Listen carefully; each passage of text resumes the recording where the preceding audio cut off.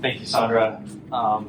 Thank you all for being here. It's really quite an honor and privilege to be here with you this afternoon. We are talking about really important things as we discuss diversity and inclusion and equity in the professional lives of lawyers and really in all people. I think the presentations that have been made so far indicate that we're talking about big issues for lawyers, but these are issues that permeate our lives and transcend professional class, although we are here for a specific reason and are part of a group of people who, in many ways, are at the sharp end of the spear when it comes to justice in America and around the world.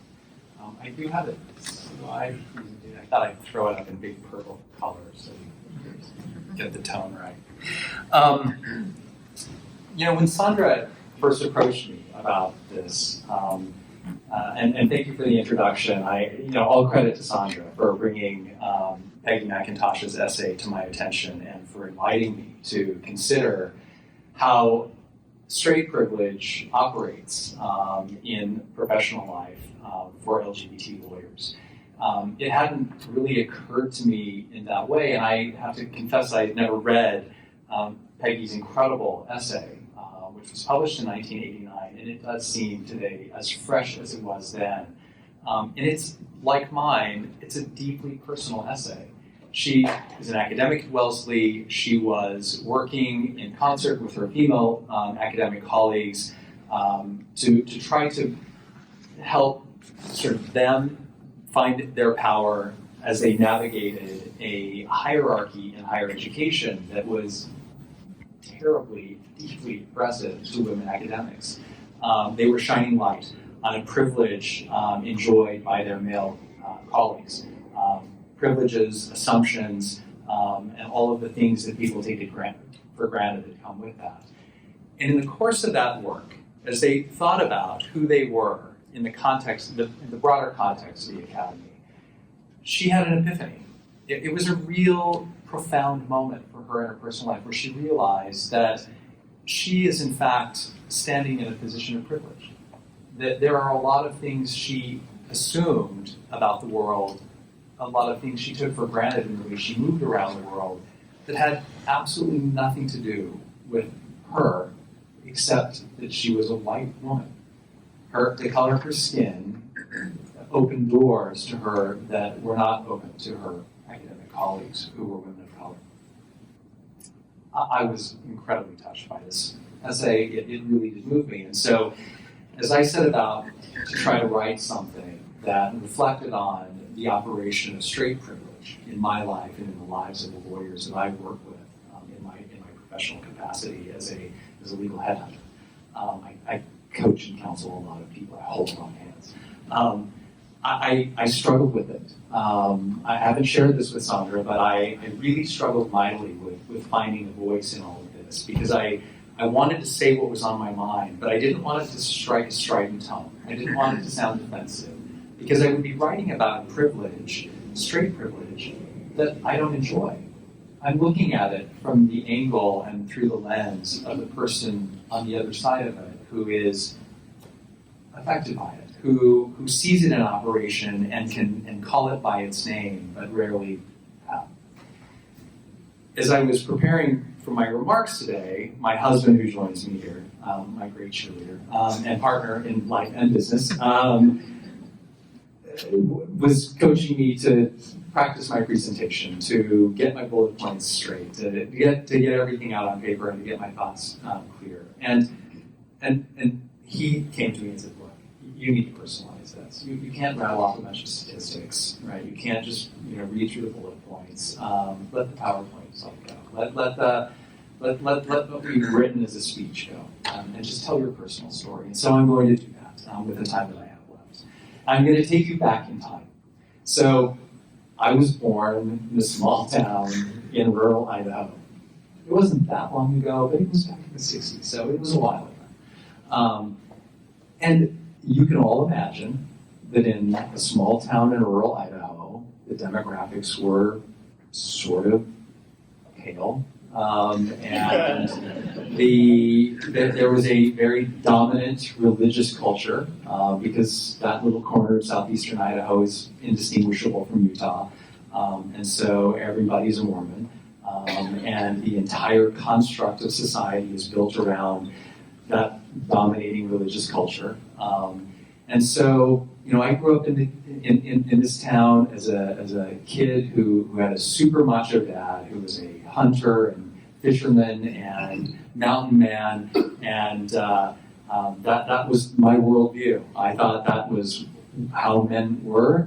That to be a normal man, you put on your hiking boots every Saturday and you hiked until you threw up, and then you got up on Sunday and did it all over again, and next weekend you couldn't wait to do it again. I could wait. I didn't quite get there as a kid.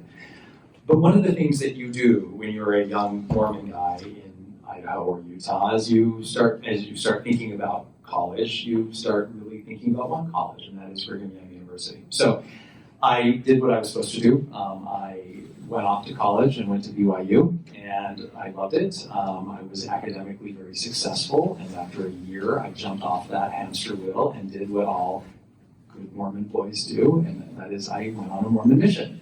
And I spent 2 years in Florida proselytizing, going door to door, speaking Spanish, not well, meeting lots of fantastic people who I now, I'm sorry, I sort of knocked on the door, except that I'm grateful that I got to meet them. But at the end of that mission, I came back to BYU. I spent my sophomore year sort of plugging away.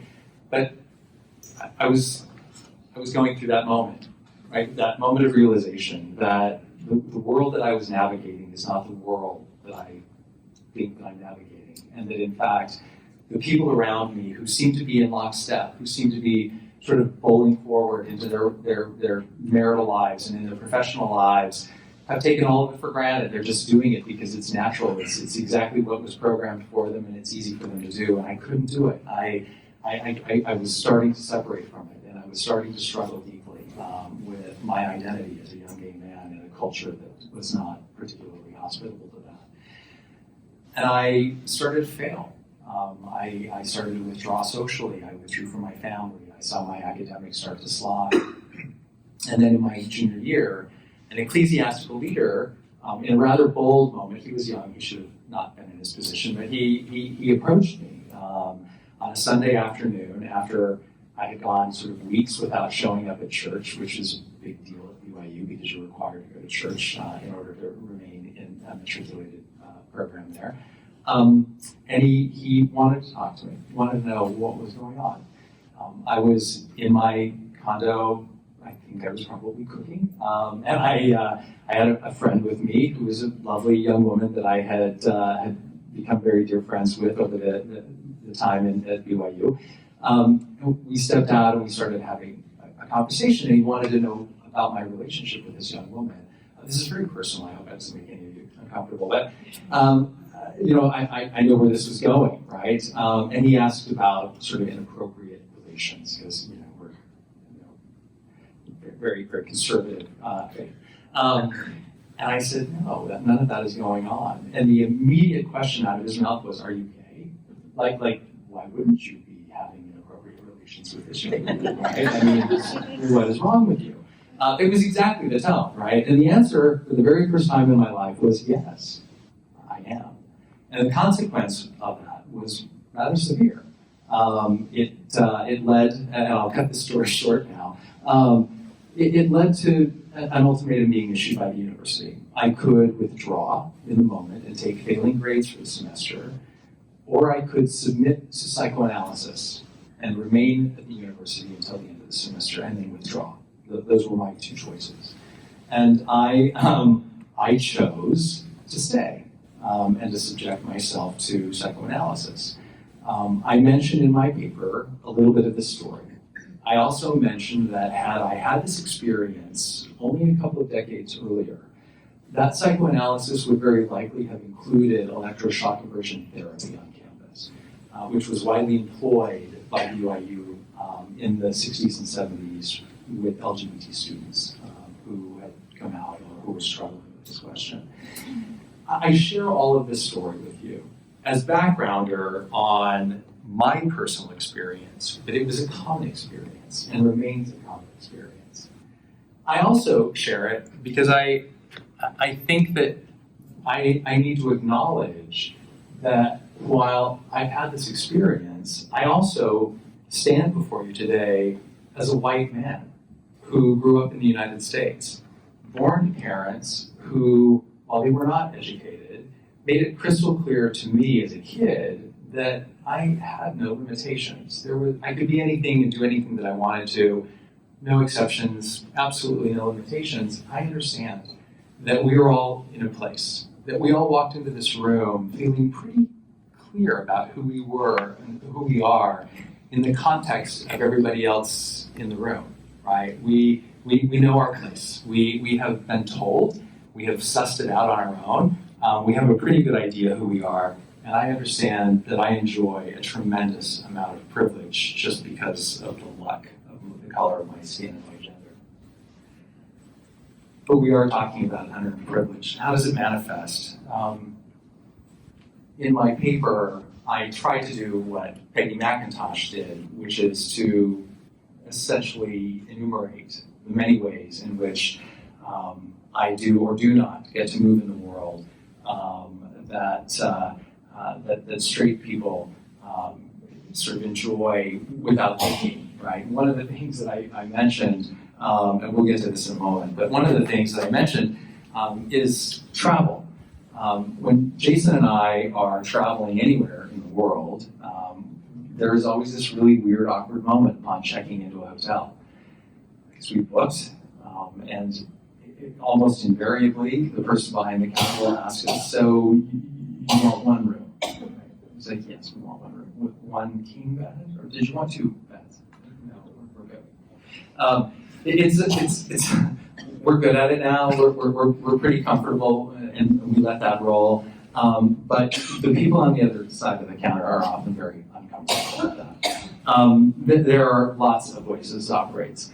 I have put this employment rights piece up here because I think it's still hard for many people to imagine in the aftermath of Obergefell that while we might enjoy the privilege of marriage, there are no assurances in most U.S. states that that relationship will either, one, be recognized by our employers, or two, that it won't come with rather severe consequences. We could be married, we could celebrate it, and then be fired for that sort of revelation of our sexual orientation.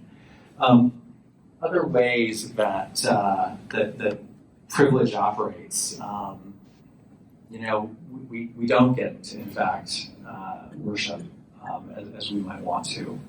We have to think very seriously about what faith actually means in the context of gay life, given the hostility that LGBT people here and all over the world face by the entrenched powers of religion. It is dangerous, in fact. It is dangerous for us to travel in certain parts of the world, but more importantly, it is wildly dangerous for LGBT people to self-identify in their communities outside of the U.S.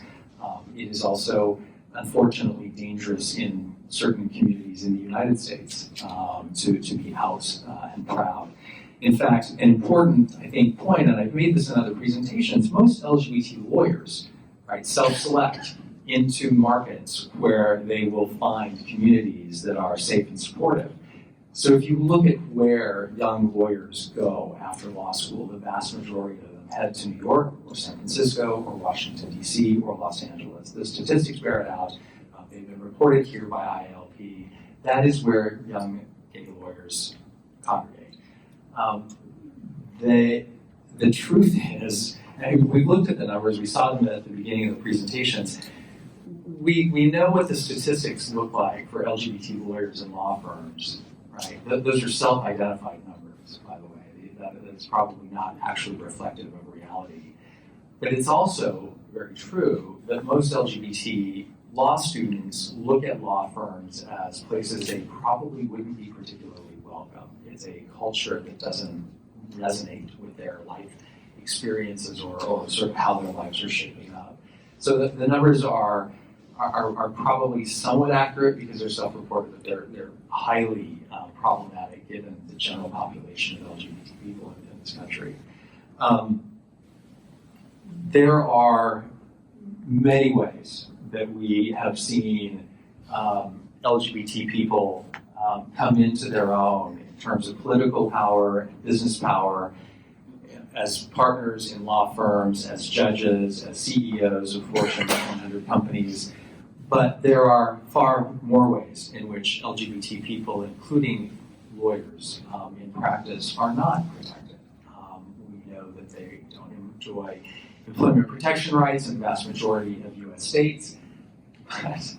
This behind me still makes me sort of shudder when I think about it. There are now only 6 states in the United States that have taken action on the gay and trans panic defense, which is to say that in the vast majority of states, if a gay man or woman, and particularly a transgender person of color, is murdered, their murderer can claim that they panicked or were momentarily insane because they were so frightened of the person's sexual orientation or gender identity. And it's a successful defense, which is why legislators have picked up the mantle and are running with it. It is a problem, and it seems to me, and I get to stand on the soapbox for a few more minutes, so bear with me. It seems to me that as a profession, lawyers in particular, regardless of your race and gender, regardless of your sexual orientation, regardless of your faith, and regardless of the communities you were raised in, that the idea that this sort of injustice would not only be sort of, that it would exist, but that it would be indulged by legislatures, that there would be pockets of the law in operation to actually drive discrimination is unconscionable and shocking. And I think we're going to talk a little bit, we're going to hear from a panel that will be talking about getting rid of sort of cost-benefit analysis in D&I and really talking about ethics and justice again. I shared the transgender and gay panic defense. It's a little sensational. I don't think that sort of light anybody's hair on fire with it, but I think it's important to remember that we're talking about people's, not just their professional lives and their livelihoods, but we're literally talking about people's lives. It's getting better. I wondered about whether or not to put that question mark at the end of it, because we have seen such incredible strides. I am married. I never imagined in my young life that I would get to say that. I live in a place where LGBT people and professional people in particular enjoy a lot of legal protection. California is very often at the edge, and so we're lucky, and I, of course, have stayed here because I feel safe here. We have also seen waves nationally, not just with federal recognition of gay marriage, but a number of states who have taken up the cause to broaden access to social programs and to protect employees and spouses and adoptees and their adopters throughout the country. We've seen a growing call to end bias in all of its forms against LGBT people. On the other hand, and I think, sort of in the wake of and in hand with the change of regime in Washington, D.C., we've seen a number of rollbacks in Obama administration pro-LGBT policy changes. The EEOC is now no longer treating LGBT discrimination as sex discrimination as they had been ordered to under Obama. The Trump administration has rolled that back. The Trump administration really isn't defending any positions at this point that are pro-LGBT. In fact, we know that President Trump has issued another executive order barring transgender service members again, so throwing us back in time. We also know that while we have made these incredible strides of marriage and family rights, that there is a growing wave among the states, particularly in sort of conservative southeastern states, to enact legislation that specifically prohibits municipalities from creating LGBT-friendly policies. and passing LGBT-friendly legislation. There is also a growing wave in the country to pass legislation that would continue to allow people to use religious conscience as a rationale for discriminating against LGBT people in employment, in housing, and in adoptions. So we're making progress. It's sort of a 2 steps forward, 1 step back sort of progress. But the operation of privilege among our straight friends and family and neighbors and colleagues is a daily reminder that we have a tremendous way to go. I've rattled on a lot, and I thank you all so very much for indulging me. Do any of you have any questions? You can ask me anything. Obviously, I've gone very personal in this presentation, so I'm not afraid to field any sort of question you might have. Don't be shy. Or you may just want me to shut up, which I'm happy to do. Thank you all very, very much.